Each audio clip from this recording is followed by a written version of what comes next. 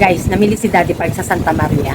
So, tingnan natin, hintayin natin, and tingnan natin kung ano ang kanyang magiging sitwasyon. Kasi, this is the very first time na testingin namin ng malayo-layo ang aming e-bike. So, hintayin natin siya, no? Mamimili siya ng 10 tray ng itlog, mga chicharon, frozen, ganyan. At saka kung ano-ano pa. So, kaya hintayin natin. They do that. I'm gonna get my batteries for the GoPro. But in fairness, you did it. You still have battery? Oh yeah. Huh? I could go to Manila. No. Welcome back, our Daddy Park. Nice one. Wow. Jenny's, there's no regular or special. You just get regular. So cute. This is just exact thing that you used to buy, di ba? So it means this is just perfect. If I go to direct way, I'll have to have the netting on here. It'll be loaded. Yeah. And you have up here. If you buy snacks. No, for the snacks lang. So it not Philip. Nice one. Galing ng e-bike namin. Nakarating ng Santa Maria, guys.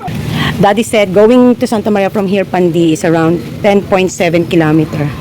So around 21 or up to 22 kilometers back and forth. And it only used how much battery how much battery it spend. This is a good review, I think. So to all the people who wants a very I think it still shows Yeah. full charge, but yeah, kasi it should be 52, right? it used up this part. So it used up about I'd say probably 15%. 15% lang. Wow, nice. It's very cheap. So, yeah. Then we can use pa this going anywhere. Yeah, it would have cost me a 16th to an 8th of a tank of gas. Yeah, So it would have cost me 200. It would have cost me about 200 pesos of gas. in a gas. But in here, you can only 8 pesos. Eh, Let's check. We'll see the electric Yeah. bill at the end of the month. yeah, sige. Nice one. We'll keep track of the trips. Done. See what the difference is on the. We changed di ba ito guys, nandun yan, pinagpalit ko. Daddy, bago dumating si Daddy, nakapag-repack na tayo ng 3 sakong bigas. 3 sakong yelo. So dito nga natin ilalagay yung natin. Pinagpalit ko yun, nilinis ko din yun, nilagay natin doon. Kasi nga, sige Daddy, you can put it down. Yeah, I'd love to. Just lang. Sure. Oo, yeah. Then, so it's ready na for refilling So, meron na ulit tayong frozen kasi meron na tayong Daddy na umalis at nakakatuwa yung bike ay kayang-kaya. May gawin na to. Duwid. So, the thing is, bumili pala si Daddy ng plastic. Hindi ko alam kung kakasya dito. Kasi hindi naman natin to pabubuksan dahil siyempre sobrang lakas din sa kuryente, di ba? So, saka na natin bubuksan. So, titingnan natin magagawa para mapagkasya kasi ang dami nito, guys. Dami to. Tapos, bumili din si Daddy plastic. Nakapag-deliver na nga pala si Kuya Joseph today, Friday. So, aayusin ko na lang kasi lilinisin ko yung ref natin. Yan. So, yan. Magpapasigla tayo ulit unti-unti. So, meron tayong i-unbox, guys, ha? Meron tayong i-unbox. So, para makapag-check out kayo ng mga inaano ko. So, so far. Medyo empty-emptyhan kasi mag-unti-unti tayo. Tsaka bukas bigas. Bigas ang bibili natin. Okay? So, guys, may pangalan na si Daddy dito. Baby Buddha. Kasi dati, di ba, may ganito kami. Buddha ang tawag namin. Ito, Baby Buddha. Ayan guys, naiayos na natin ang ating mga frozen at handang-handa na ang yelo natin for gin. Puno yun sa ilalim. Tapos etong ating yelo. Ayan.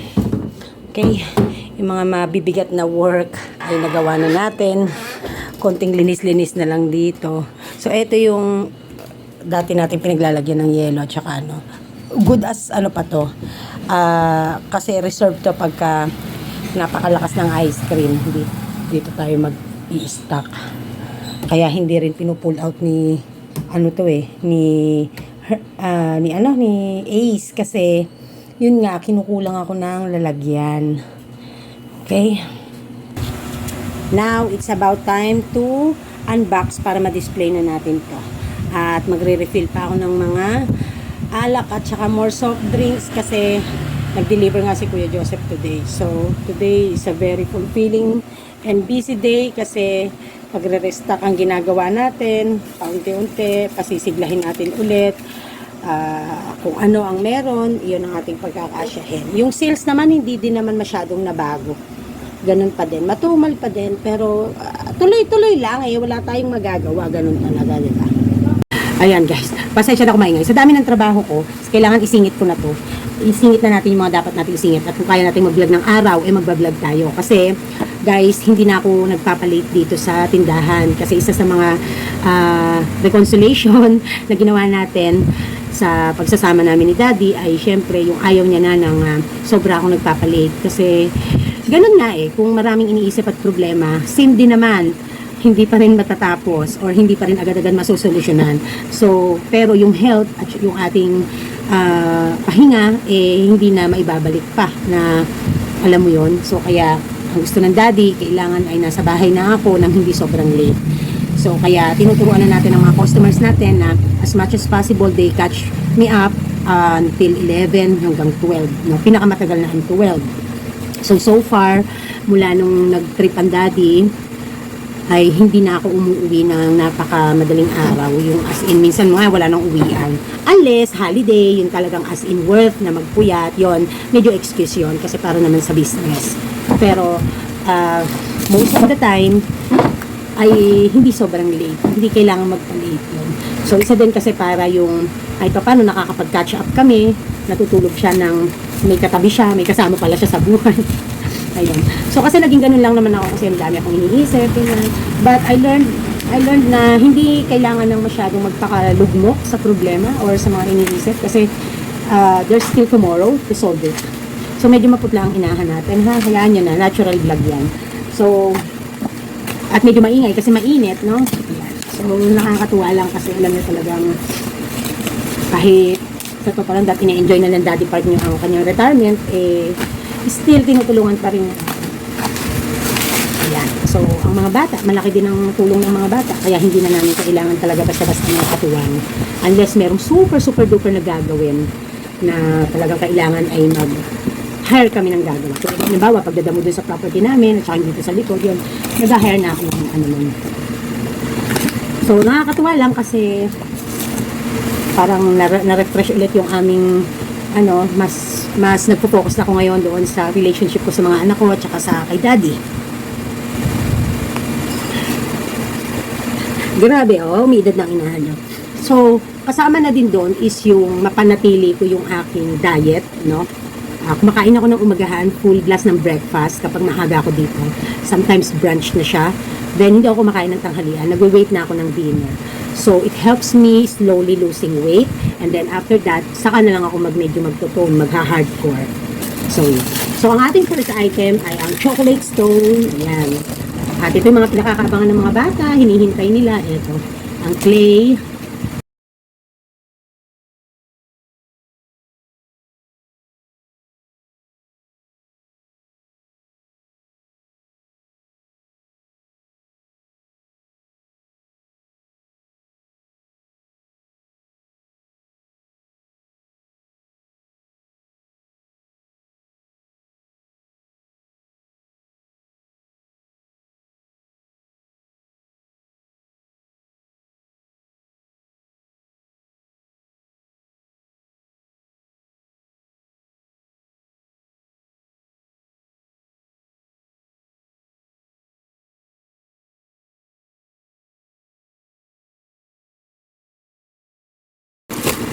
That's all. So, ilalagay ko yung link niyan. Isang seller lang ang aking pinagbilhan niyan. So, kaya, kung naglagay ako ng mga dalawa, same lang din yon. Isang seller lang ang pinagbilhan natin. Okay? So, I think it's about time na mag-shoutout tayo. No? So, eto na ang ating shoutout. Tatlo lang naman ang nag-comment sa ating vlog. Si Ma'am Venus of Batang. Hi, Mami Park. Si Ma'am Winnie07 watching here. Mami Park, God bless. Ellen Pilar. Hi, Mami Park. Always watching po. Thanks for sharing. I love you. Love you po. Always watching po. Thank you. Ayan. So, sobrang akong happy. Kasi, alam nyo, napakalaking bagay talaga na meron tayong nagagamit na sasakyan. It doesn't matter kung gaano siya kalaki o kaliit as long as nakakatulong sa atin. So, we really made a good decision about it. Kasi unang-una, nadadrive ko, nadadrive ng Daddy. So, hindi namin problema. Ewan ko lang yung pagdating doon sa paghango ng dishwashing at saka ng almighty powder. Kasi yun talaga maramihang kumuha. Maybe, baka arkilahin namin yung kapatid ko na may tora-tora or maghahanap kami ng mga arkila na which is mako-compensate naman yung kikitain ng aming hahanguin. So, let's cross the bridge when we get there. Marami pa naman tayong stocks ng mga almighty. Kaya, ano lang muna tayo. Although napaka fast moving din niya sa atin. So, all in all, ay sobrang happy ako kasi ito yung isa sa phase ng buhay namin. Sa phase ng buhay namin, ng pagsasama ni Daddy Park at ng mga bata, na dumating talaga nun kami sa punto na nagtutulungan kami at talagang pinag-uusapan na namin yung aming mga problema, yung aming relationships. Hindi kami nagkaroon ng away, guys. Baka isipin nyo, ano. Ang inaano ko lang, guys, is sometimes kasi para maiintindihan natin yung mga kasama natin sa buhay, lalo't kasama natin sila sa hanap buhay, kailangan nag-uusap, kailangan pag-usapan natin yung mga ayaw natin at yung mga kung saan tayo mag-meet halfway, ganyan. Alam nyo, lagi ako nag-advise sa inyo, no, di ba? Na kapag kayo mag-asawa or pamilya na nagtutulungan pagdating sa pag-handle o pag-ooperate ng isang negosyo, mahalaga ang relasyon na wino-work out. And I am so happy and proud with this family na binuo ko, na pinangarap ko, na nakita ko yung kahalagahan, na mas na-appreciate ko yung kahalagahan talaga na may partner ka at willing to listen, yung willing kayong mag-usap-usap para doon sa ikabubuti ng samahan nyo sa pang-araw-araw. Alam nyo, maliliit pa ang mga anak ko, nakasama na niya ang mga bata. Kaya talagang ang kinamulatan ng mga anak ko na ama ay si Daddy Park. So, ang dami naming mga natutunan ng mga bagay-bagay nung si Daddy Park ay nasa trip, no, nasa bakasyon. Kasi doon namin mas lalong na-appreciate na napakalaking bagay at iba ang mundo at iba ang aura ng may daddy kami. So kaya sobra akong proud na proud sa Daddy Park nyo at happy ako. I also would like to shout out most especially ang best friend ko. Kasi throughout that journey, throughout that phase na may mga kinakaharap kami na alam mo yun, hindi problema siya, yes, but yung ibig sabihin para i-work out yung bagay-bagay at mag-reunited kami. Alam nyo, my best friend was there. Talagang, Beshi, I love you, no? Sobrang, sabi ko nga sa inyo, napakasarap ng higit sa anuman pang material o pera. Mas masarap ang magkaroon ka ng kaibigan na in the middle of the night, even at 3 o'clock in the morning, 2 o'clock in the morning, or whatsoever pa, 4 o'clock in the morning, there's someone talking to you, someone na inaano ka, kinocomfort ka emotionally. Hindi ka tinotolerate or hindi ka ginagaslight, but wino-work out kung ano yung mas makakabuti sa pamilya, no, or sa akin, sa aming dalawa na ako ay sinusuportahan niya ng mga panahon na yun. So, I am so blessed with people. I am surrounded by good people and love na love ako. I would also like to thank my landlord kasi guys, nung time na si Daddy Park, indefinite yung there's no kasiguraduhan if babalik ba siya agad or babalik pa ba that time, kasi talagang he really wants na magkaroon ng space to realize things or to, you know, para ma-reset. Ano yun? And what is good about it is, so nung mga time na yon, sabi ko kasi all by myself lang ako eh. So financially, emotionally kasama ko si Beshi. Pero syempre, iba pa rin yung talagang yung sasabihin parang, babalik ba ako sa pagiging solo parent, single mother, gano'n. Hindi naman. Sabi nga ng Daddy Park, my feelings to you and my love for you will never be diminished. Sinabi naman niya talaga yun. Yun naman ang inassure niya sa akin. Siguro talagang na-drain lang ang daddy niyo dahil pasaway din ako. So, hindi naman ako perfect, guys. So, masyado lang siguro ako dati, masyado ako naging komportable kay daddy, kaya kahit masakit na salita nasasabi ko. So, yun nga, that time akala ko, walang kasiguraduhan dahil hindi siya sumasagot. That is why I decided, na sabi ko, maybe it's time to give up yung bodega kasi para mabawasan yung expenses. So, talagang grabe yung pinag-isipan ko munang mabuti. Until talagang dumating sa punto, naghihingi pa ako ng sign, pero wala akong makitang sign na baka hindi ko ituloy, na i-give up yung bodega. So, until nga one night, mga nakaraan, ay nagsabi ako sa landlord, nabibitawan ko na at sinabi ko na medyo matatagalan pa bago bumalik ang Daddy Park, kaya I think para makalesen sa gastos namin mag-iina at magpo-focus ako sa pagtitinda at alam mo yon yung magpapakabuti, no, gano'n. Then, umuuna yung landlord, sabi niya magdasal ka na, magdasal ka, ganyan. So talagang napakabait ng landlord namin. Then, nung bumalik na si Daddy, nung umuwi na ang Daddy, finally, after lang niya, doon na siya nag-birthday sa doon siya nag-birthday doon siya nag-birthday sa sa kanyang trip. And then, after that, nung makauwi ang Daddy, hindi ko muna agad sinabi. Siguro mga after a day or two, sinabi ko na sabi ko, Daddy, nagsabi na ako sa landlord na bibitawan ko yung unit kasi nga, sabi niya, bakit mo bibitawan? Paano yung mag-i-stock natin ng ice cream? Paano yung yung mga itlog na nandoon, yung mga No, wag mong bitawan. Magkano ba yung niyan? Magkano ba yung upa niyan? Guys, dumidilim Magkano ba yung upa niyan sa isang buwan? Sabi ko 5,000 Syempre kasi Daddy, to lessen our expenses, our business expenses. No, the business expenses itself can compensate. Ang importante lang ngayon ay may workout natin na as much as possible ay meron tayo lahat ng mga kailangan na binibili ng tao. Lalo lang ang mga frozen, importante yan, ang mga yellow, ganyan. Napakahirap kung paano tayo magde-dispose ng mga shelves at saka hindi basta mura yung mga shelves na yan. Guys, sorry dumidilim kasi nag-uulan yan. So, yon. Paano ka ako yan, Daddy? Sabi niya, no, sabihin mo sa landlord na hindi na natin itutuloy. Binuksan natin yung ilaw. So, sabi nga ng Daddy Park, hindi. Ang kailangan natin, pasiglahin natin ulit ang ating hanap buhay, magsimula ulit tayo, kung paano natin we-work out together nung dumating ako dito, last 3 years ago, di ganun ang gagawin natin. Huwag kang magalala, nandito na ako ulit, and maayos ang lahat. So, yun nga. At syempre, nagkaroon tayo ng masigabong bakbakan ng naiya ako sabihin sa inyo. Kasama kasi sa pagsasama yun, guys. Ano ba tawag doon? Ang tawag ko doon ay digmaang pangkalawakan, ganyan. Landi ng inahan nyo, no? Ayan, so yun lang, no? Ito ay reminder sa ating mga kababaihan, no? Na huwag tayong masyadong malupit. No, lagi ako advice sa inyo. Although kasi tao lang ako, guys, kasi talagang sobrang na-detrain din ako, as well as your Daddy Park. Siguro sa sobrang laging naman nga talaga kami magkasama at alam mo yun, siya kasi parang sa kanya ako nadadivert lahat ng stresses ko, ganyan.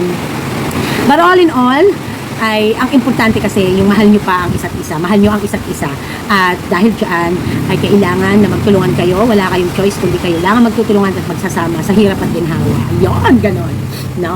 So, yun lang. And nung tinext ko si landlord na sinabi ko na hindi po, umuwi na po ang Daddy, bumalik na, babalik naman siya talaga, kaya lang indefinite, hindi niya alam kung kailan siya maging okay, ganun. Buti naman ay nahilot natin at naging okay naman siya agad-agad. So, ayun, tuwan-tuwa yung landlord kasi syempre kung sila tatanungin, mas gusto talaga nila na kami ang may hawak ng mga unit, na kung alin ang meron kaming unit dito, kasi nga alam niya na hindi kami mahirap kausap, alam niya na ang kausap lang niya kami lang, at kaya nila kaming pabayaan lang dito at hindi sila namumroblema masyado.